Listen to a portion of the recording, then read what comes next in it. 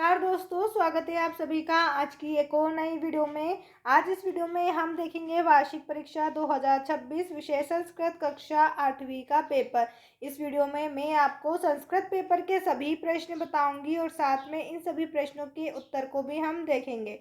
तो चलिए वीडियो को शुरू करते हैं। उससे पहले अगर आप चैनल पर नए आए हैं तो सब्सक्राइब ज़रूर करें और वीडियो को लाइक करके अपने सभी दोस्तों के साथ भी शेयर करें। सबसे पहले आपको कक्षा 8 संस्कृत पेपर में दिया हुआ है बहुविकल्पी प्रश्न। प्रश्न नंबर 1 है वरामिहिर केन ज्योतिष विद्यमान अद्य गच्छतः। उत्तर आपको बताना है ऑप्शन ग स्वकीय पित्रा। नंबर 2 पर है आदि शंकरा मन मिश्र मध्य शाचर्या। आंसर आपका रहेगा महेश्वर नगरे। ऑप्शन घ आपका सही उत्तर है। उसके बाद नंबर 3 है केशाम अनुभवात निशस्त्रवाणी सुक्ते जायते। उत्तर आपको लिखने हैं साधकानाम। प्रश्न नंबर 4 है निर्धनस्य पदे विभक्ति अस्ति। निर्धनस्य पदे विभक्ति षष्ठी विभक्ति अस्ति। ऑप्शन घ आपका सही उत्तर है। नंबर 5 अहिल्या पुत्रस्य नाम किम। अहिल्या पुत्रस्य नाम मालेराव। ऑप्शन घ आपका सही उत्तर है अहिल्या पुत्रस्य नाम मालेराव। यहाँ पर आपसे 1 से लेकर 5 तक के बहुविकल्पी प्रश्न पूछे गए थे। 5 नंबर के यहाँ प्रश्न थे। अब इसके बाद हम आते हैं रिक्त स्थान के यहाँ। तो यहाँ पर आपसे जो है प्रश्न नंबर 6 से 10 तक टोटल 5 रिक्त स्थान पूछे गए हैं। पहला रिक्त स्थान आपसे पूछा गया है यहाँ पर चंद्र प्रकाशन प्रकाशते। उत्तर आपको लिखना है सूर्यस्य चंद्र सूर्यस्य प्रकाशन प्रकाशते परोपकारेण शुद्धयति। आंसर आपको लिखना है चित्तम परोपकारेण चित्तम शुद्धयन्ति। नंबर 8 आवासातम उच्चतः आपको लिखना है पिता। वसंत ऋतु मासे भवति। यहाँ पर आपको लिखना है माघ वसंत ऋतु माघ मासे भवति। नंबर 10 है आसित पदे धातु अस्ति। आसित पदे में धातु आपको बता देना है अस। अब इसके बाद हम बात करें अपने अगले प्रश्न की ओर। तो यहाँ पर आपसे अति लघु उत्तरीय प्रश्न 2 नंबर में पूछे जाएंगे। हर एक प्रश्न का आंसर आपको से नीचे ही दिया गया है। प्रश्न नंबर 11 है उदय काले सूर्य से वर्ण का भवति। उदय काल में स्वर्ण का जो उदय काल के समय सूर्य का रंग कैसा होता है। यहाँ पर आपको लिखना है ताम्र जिसका मतलब होता है लाल। अब अगला प्रश्न है नंबर 12 व्रत केन रक्ष्यन्ते। यहाँ पर आपको लिखना है धर्म भयन। इसके बाद नंबर 13 है ऐश्वर्य यदि वाक्षति तहि किम सेविताम। उत्तर आपको लिखना है नम्रता या फिर विनय। इसके बाद अगला प्रश्न है नंबर 14 जीवलोके कति सुखानी आसन। उत्तर आपको लिखना है षड। नंबर 15 है कर्मणा लेखन कस्य पार्वे अस्ति। उत्तर हम लिखेंगे चित्रगुप्तस। यहाँ पर आपसे पूछा कर्म का लेखा किसके पास होता है चित्रगुप्त के पास। नंबर 16 है विक्रमादित्य शब्द का विभक्ति अस्ति। विक्रमादित्य शब्द में आपको विभक्ति बताना है। उत्तर आपका रहेगा षष्ठी विभक्ति। इसके बाद है लघु उत्तरीय प्रश्न जो यहाँ पर आपसे 3 नंबर में पूछे गए हैं। प्रश्न नंबर 17 है सरस्वती पूजनस्य वेद्यान्यस्त्र कथा भवति। उत्तर हम लिखेंगे सरस्वती पूजनस्य वेदाध्ययन संत्रम श्रावण पूर्णिमा मात आरंभ वसंत पंचमी यावत भवति। यहाँ पर आपसे पूछा है सरस्वती पूजा जो है वो वेद शास्त्र में कब होती है। तो सरस्वती पूजा वेद के अनुसार श्रावण मास की पूर्णिमा में वसंत पंचमी पर होती है। अब इसके बाद अगला प्रश्न है नंबर 18 कालिदास महोत्सव कुत्र आयोज्यते। कालिदास महोत्सव कहाँ हुआ है। तो यहाँ पर आपको उत्तर लिखना है उज्जैनियम। कालिदास महोत्सव उज्जैयानाम अन्यंत च आयोज्यते।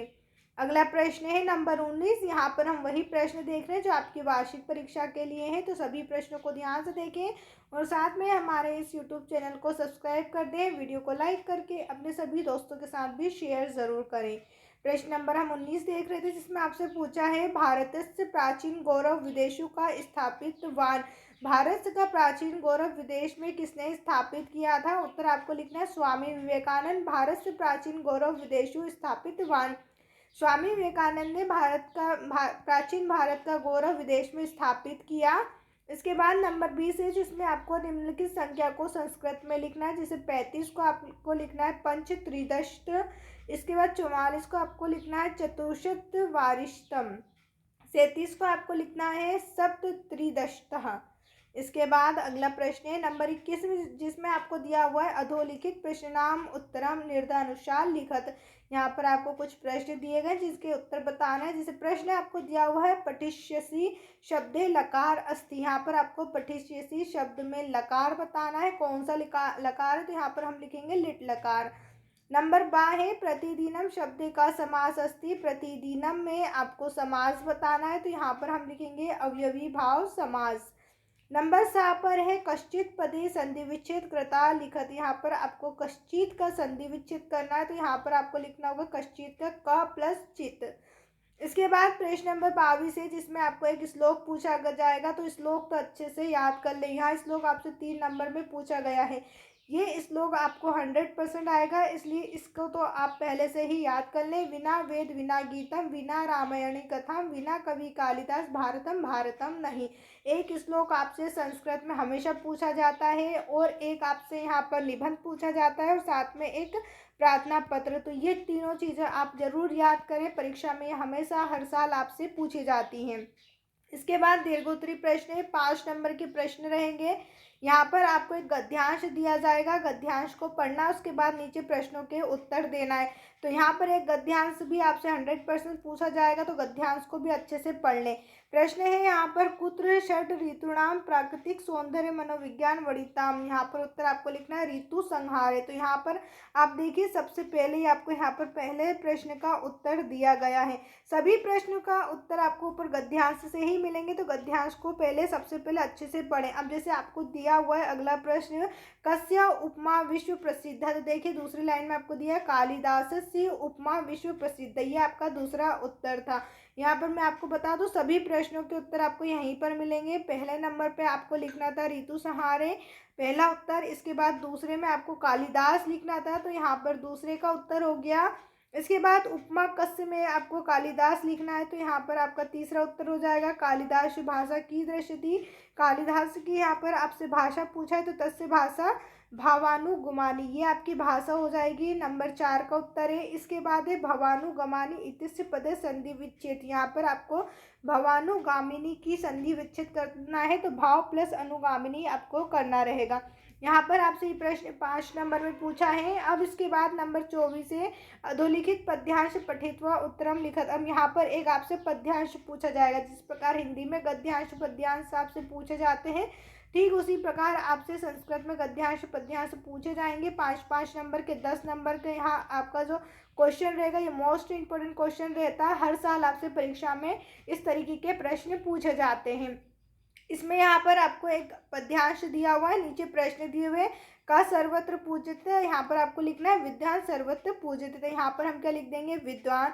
इसके बाद है केशाम एक रूपता, तो यहाँ पर आपको लिखना है महानतम। यहाँ पर आपको दिया हुआ है देखिए अगला प्रश्न महानतम के रूपता, तो यहाँ पर आपसे पूछा था के रूपता, तो यहाँ पर आपका उत्तर हो जाएगा महानतम। कि सर्वत्र वे धनम, तो यहाँ पर आपको लिखा है शीलम। देखिए शीलम लिखा हुआ, तो हमने यहाँ पर शीलम लिखा है, शीलम सर्वत्र वे धनम। नास्ति ज्ञानतम परम किम, तो नास्ति ज्ञानतम परम सुखम, यहाँ पर हम क्या लिख देंगे सुखम। सभी प्रश्न जो है आपको ऊपर पद्यांश में से ही मिलते हैं, तो ये चीज़ें अच्छे से आराम से समझें और पेपर में कर आएँ। अब यहाँ पर नास्ति आपको दिया हुआ है, नास्ति में आपको संधि विच्छेद करना, तो ना प्लस अस्ति आपको करना रहेगा। ये 10 नंबर का आपका मोस्ट इंपोर्टेंट पेपर का क्वेश्चन है, और साथ में यहाँ पर 3 नंबर का एक आपसे श्लोक भी पूछा जाता है, तो ये भी आपका मोस्ट इंपोर्टेंट है। अब इसके बाद में यहाँ पर अगला प्रश्न आपको बताऊँ, तो यहाँ पर मैंने कहा था आपसे एक पत्र, एक यहाँ पर आपसे या तो पत्र पूछा जाएगा, या फिर एक यहाँ पर आपसे प्रार्थना पत्र, जो भी एप्लीकेशन है वो पूछी जाएगी। आपको यहाँ पर ऑप्शन दिए जाएंगे चुनने के लिए, जो सही रहेगा उसे आपको इस तरीके से फिल करना रहेगा। तो यहाँ पर हमने इसे पूरी तरीके से फिल कर रखा है, आप इसका स्क्रीनशॉट लेकर आराम से पढ़ लीजिएगा। 5 नंबर का यहाँ क्वेश्चन है, ये भी मोस्ट इंपोर्टेंट क्वेश्चन है। अब इसके बाद रही निबंध की बात, तो 5 नंबर में आपसे निबंध भी पूछा जाएगा। टोटल मैंने यहाँ पर आपको 23 नंबर का ऐसा पेपर बताया है जिसमें जो क्वेश्चन 100% आते ही, तो इस प्रकार के क्वेश्चन अपने पेपर में अवश्य पढ़ के जाएं। जैसे यहाँ पर आपको निबंध पूछा है विद्यालय, पुस्तकम, मध्य प्रदेश और धेनु। तो यहाँ पर हमने विद्यालय और धेनु दोनों का निबंध लिखा हुआ है। आपको जो सरल लगे वो आप याद कर सकते हैं। दोनों ही याद कर लें तो ज़्यादा अच्छा है। दोनों निबंध मैंने आसान भाषा में लिखे और 5-5 ही पॉइंट लिखे हैं। उम्मीद है सभी क्वेश्चन आपको अच्छे से समझ में आए होंगे। अगर कहीं डाउट हो तो कमेंट करके ज़रूर पूछ लें और साथ में इस वीडियो को लाइक करके अपने सभी दोस्तों के साथ शेयर ज़रूर करें। चैनल को सब्सक्राइब करना बिल्कुल ना भूलें। वीडियो देखने के लिए आप सभी का धन्यवाद।